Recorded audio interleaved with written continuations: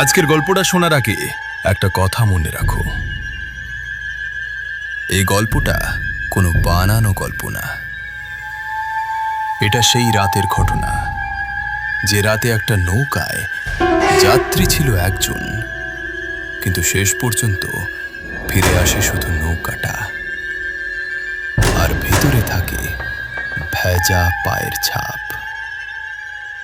যদি তুমি রাতে একা থাকো, তাহলে এখনই ভিডিওটা বন্ধ করে দাও, কারণ এই গল্পটা শোনার পর নদীর দিকে তাকাতে তোমার ভয় লাগবে।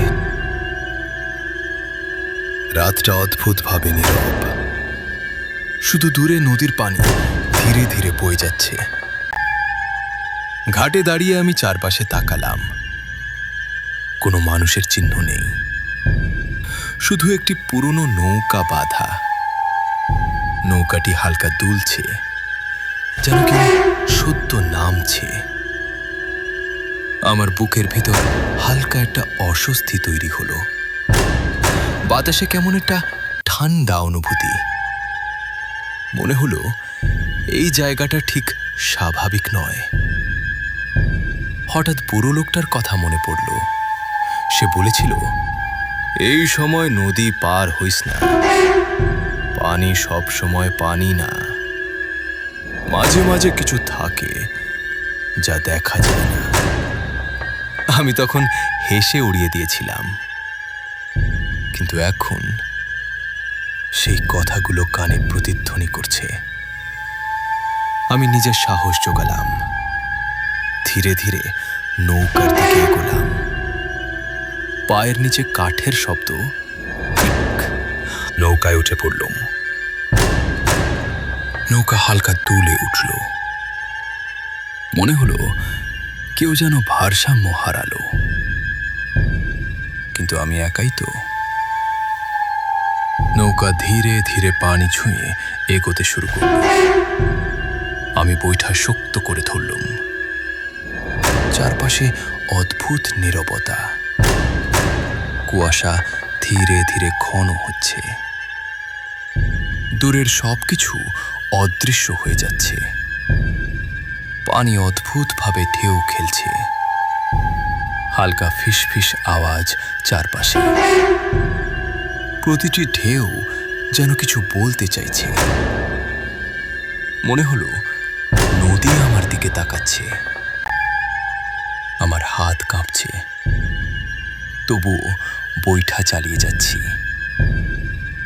হঠাৎ নৌকা নিজে নিজে দুলে উঠল। আমি থেমে গেলাম। কেউ কি উঠল? নৌকা কুয়াশার গভীরে ঢুকে গেছে। চারপাশে কিছুই দেখা যাচ্ছে না, শুধু সাদা কুয়াশা, আর নিচে কালো পানি। হঠাৎ ভেজা পায়ের ছাপ নৌকার ভেতরে। একটা, দুইটা, তিনটা। আমি স্থির হয়ে গেলাম। এগুলো তো আমার নয়। তাহলে ফিসফিস আওয়াজ। আর একটু কাছে আসো। আমার শ্বাস আটকে গেল। আমি চারপাশে তাকালাম, কেউ নেই, কিন্তু আওয়াজটা আবার এলো। এবার আরো কাছে। হঠাৎ নৌকার পাশে কিছু পড়ল, পানি ছিটকে উঠল। আমি পিছিয়ে গেলাম। হৃদয় দ্রুত স্পন্দিত হচ্ছে। মনে হচ্ছে কেউ নিচ থেকে নৌকাকে ছুঁয়ে যাচ্ছে। নদী যেন জীবন্ত। পার্ট 3, অদৃশ্য যাত্রী। আমি একা নই, এটা এখন নিশ্চিত। আমার পিছনে কেউ দাঁড়িয়ে আছে। আমি ঘুরতে পারছি না, শরীর যেন জমে গেছে। হঠাৎ ঠান্ডা একটা হাত আমার কাঁধে। আমি ধীরে ধীরে ঘুরলাম। কিছুই নেই, কিন্তু পিছনে ভেজা পায়ের ছাপ। আরো কাছে। ফিস ফিস, তুমি যেতে পারবে না। আমার গলা শুকিয়ে গেছে। আমি চিৎকার করতে চাইলাম, কিন্তু শব্দ বের হলো না। নৌকা হঠাৎ থেমে গেল। পানি স্থির, কুয়াশা আরো ঘন। তারপর একটা মুখ আমার একদম সামনে, চোখ ফাঁপা, হাসি, কিন্তু কোনো শব্দ নেই। সকালে গ্রামবাসীরা একটা নৌকা দেখতে পেল, খালি, কেউ নেই, শুধু ভেজা পায়ের ছাপ। একটা, দুইটা, তিনটা।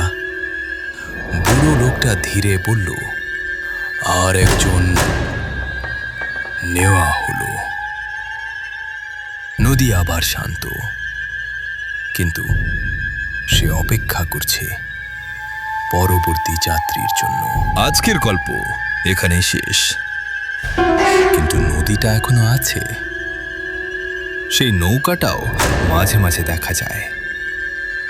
লোকজন বলে, রাতে কেউ যদি একা সেই নৌকায় ওঠে, সে আর কখনো ফিরে আসে না। আর যদি কোনোদিন তুমি নদীর পাশে দাঁড়িয়ে হালকা ভেজা পায়ের ছাপ দেখো, তাহলে পিছনে তাকিও না, কারণ হয়তো পরের যাত্রীটা তুমি।